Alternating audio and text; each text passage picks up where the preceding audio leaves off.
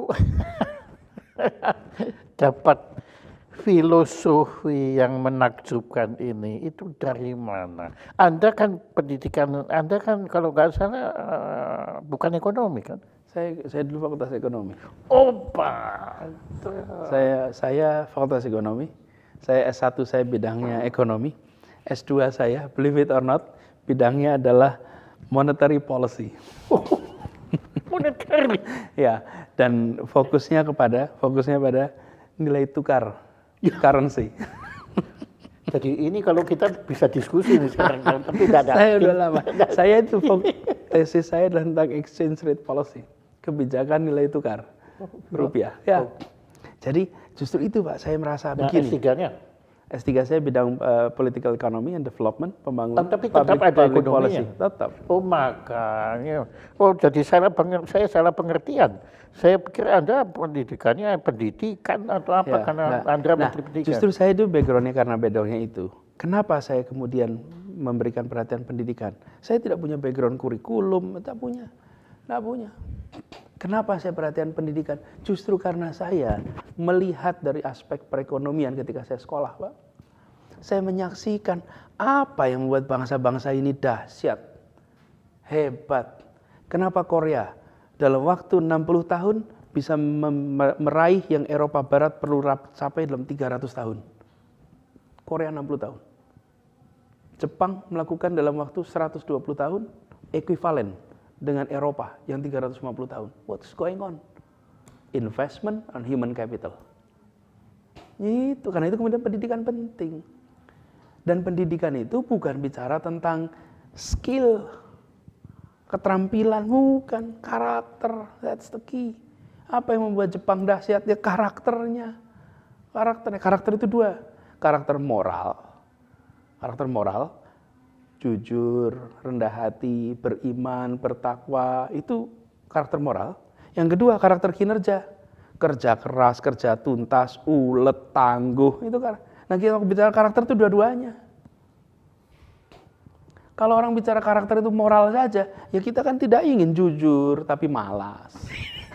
Iya, tapi juga kita tidak mau pekerja keras tapi culas. Tidak, karakter itu dua itu. Dan pendidikan adalah penumbuhan potensi karakter itu. Dan bangsa-bangsa yang dahsyat ini, lihat Singapura. Lihat, bukan kekayaan uangnya, tapi kekayaan pada manusianya. Dan saya tidak ingin menggunakan istilah human resource atau human capital.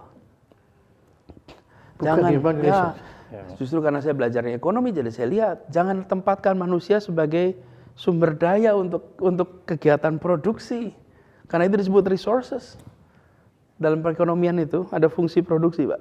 Fungsi produksi itu ada uang, ada capital, ada orang, ada teknologi, kemudian ada sumber daya alam. Itu fungsi produksi. Nah, saya bilang jangan, manusia jangan, kalau kita bicara sebuah bangsa, jangan tempatkan manusianya sebagai faktor produksi. Kalau di perusahaan boleh itu diatur. Karena perusahaan kan begitu. Ada orangnya deh. Tapi kalau negara tidak boleh. Di dalam pengelolaan sumber daya manusia di perusahaan iya. Jadi Anda juga sepaham dengan pendapat bahwa mengelola negara itu beda dengan mengelola perusahaan. Tentu. Ya. Karena itulah di dalam sebuah negara ini seperti ini. Makanya kenapa saya bicara fokus waktu itu dorong pendidikan. Justru karena background saya, bicara perekonomian saya menyaksikan, Republik ini kalau mau maju, maka human capital harus dikembangkan. Ilustrasi sederhana aja, Pak Jaya. Kita semua bersyukur naik mobil ada yang nyetirin. Betul tak? Ada yang nyetirin. Datang ke restoran, ada yang melayani.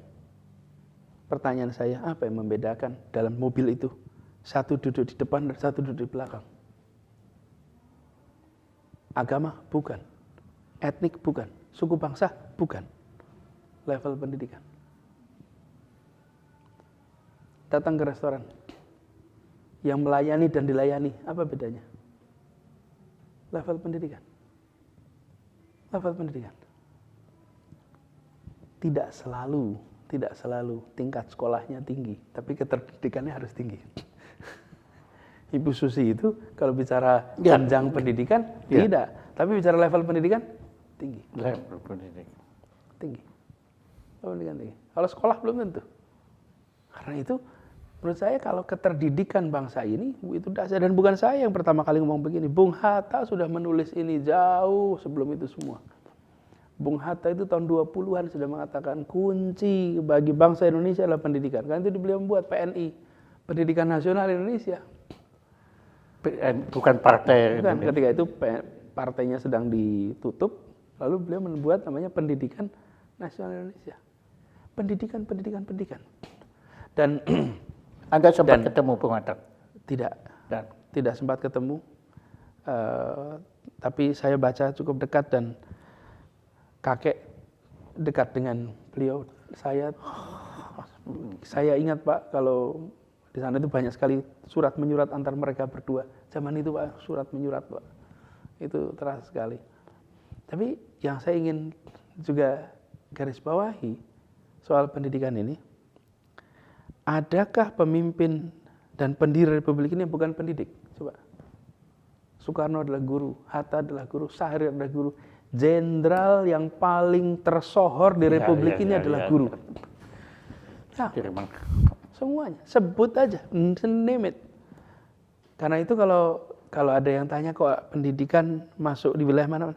Lah yang memang Republik ini didirikan oleh para guru, para pendidik semua. Bahkan saya mempercayai seorang pemimpin itu nature-nya adalah pendidik. Dan seorang pendidik itu nature-nya adalah pemimpin. Ya.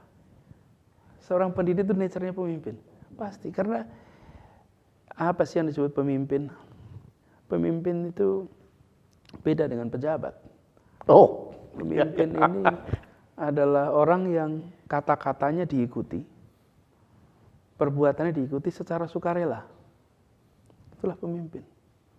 Jadi syarat seorang pemimpin itu ada yang ngikuti. Kalau nggak ada yang ngikuti bukan pemimpin. Sehebat apapun seseorang, kalau nggak ada yang ikut bukan pemimpin. Kalau dalam Islam, Pak Jaya, kami ini sholat, lagi sholat sendirian ini.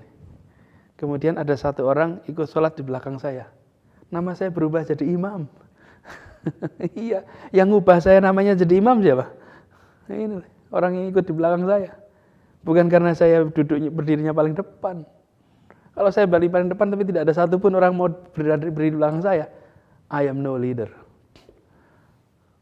Jadi seorang bisa menjadi pemimpin kalau ada yang mengakui bahwa dia ini dan pemimpin. Ikut. Ya. Beda dengan pejabat. Nah, idealnya adalah pejabat pemegang otoritas adalah pemimpin. Idealnya. Atau sisi lain, pemimpin adalah pemegang otoritas. Nah, jadi kembali kepada soal ini, karena itu saya melihat ke depan, kita harus kita menyadari pentingnya pendidikan, kesempatan kerja, kesempatan untuk menumbuhkan kebudayaan, itu link. Nah, kita yang mengelola pemerintahan harus memegang sebuah pandangan filosofi yang jelas. Sehingga itu menjadi rujukan, pedoman kepada semua yang bekerja di bawahnya. Itu yang biasa disebut dengan ideologi. Kalau kita tidak memiliki pegangan itu, maka nanti ambil keputusan cost benefit terus. Ya, cost benefit terus. Mana yang untung, mana yang rugi, cari yang untung.